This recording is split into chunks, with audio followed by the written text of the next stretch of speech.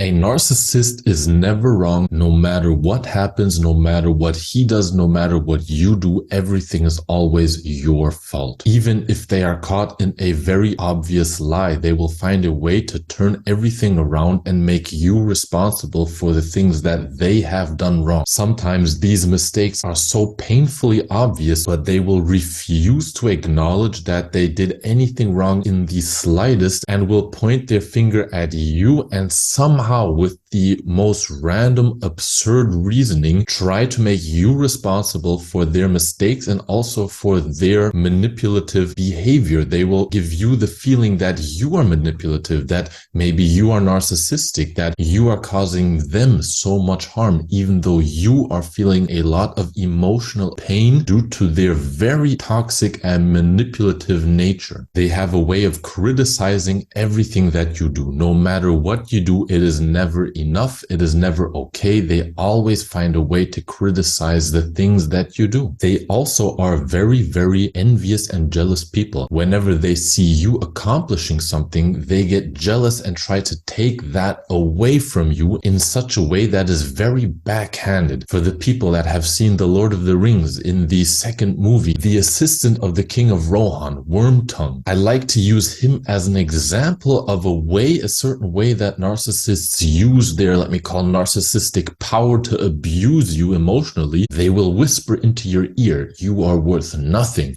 Everything that you do is wrong. I am so much better. I stand above you and I'm trying to help you, but you are so hard to deal with. I'm trying to be your teacher. Can you not just sit down and listen to me?" They try to teach you about life, even though they don't really know what they're talking about. If and when you do take their advice to heart, you will be put into very difficult positions because what they're saying, it's like they're playing with you as if you were a chess player. They just want to see what happens. And then when you took their advice to heart and are in a difficult position because of that, they will not take accountability or responsibility for anything. They may even, again, point the finger at you and say, "Look what you did now.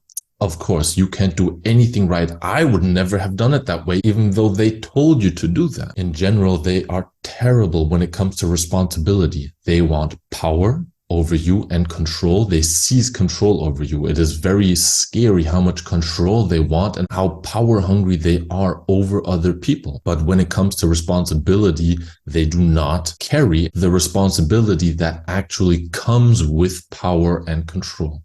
So they want to have the good part, but they do not accept the hard part. In an argument, it will be monologues. It is a monologue from the narcissistic person, and it is your duty to sit down and listen, nod your head and say, "Yes, master, you are right at everything. I am worth nothing. I did everything wrong. You are the best person in the universe." And they would want you to fall down on your knees and kiss their shoes. And then they would be happy for a while.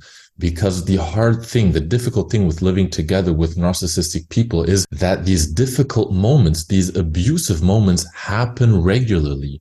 Sometimes there are good moments and you think, it is so nice. Why can't it always be like this? And maybe, it's so nice now. It was just a phase. He was having a difficult time, but that difficult time that he or she is having will occur regularly and your well-being will decrease because in the end, their goal is to push you down. They want to be above you. They want to look down on you. And that gives them the feeling of accomplishment that helps them with their completely destroyed self-worth. Strongly narcissistic people in general have had horribly difficult childhood. And that is not I'm not trying to pardon them, but it is an explanation for you to understand why they are so toxic. They have trauma, but they refuse to acknowledge the trauma and try to overcome their trauma.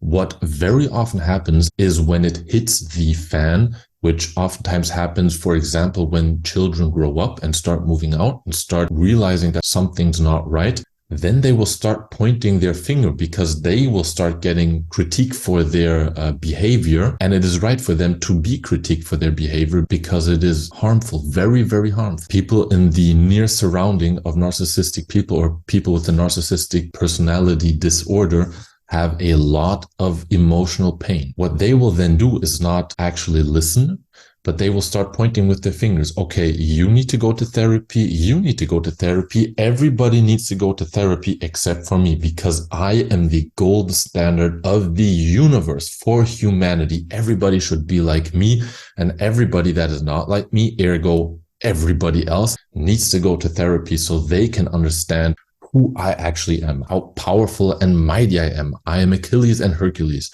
You are all plebe. You are nothing. That is how they think. But deep down behind that superficial way of thinking, they know that, or they think that they are worth nothing, and they overcompensate drastically. And that is where that very arrogant behavior comes from. I hope I could help you with my video. And if you have gone through a relationship or multiple relationships with very narcissistic people, or maybe even have had a parent that is very narcissistic, I know how painful it can be. And my aim is to help you with videos to try to understand why those people are like that and how to avoid slipping into these relationships over and over again. Take care. See you next time.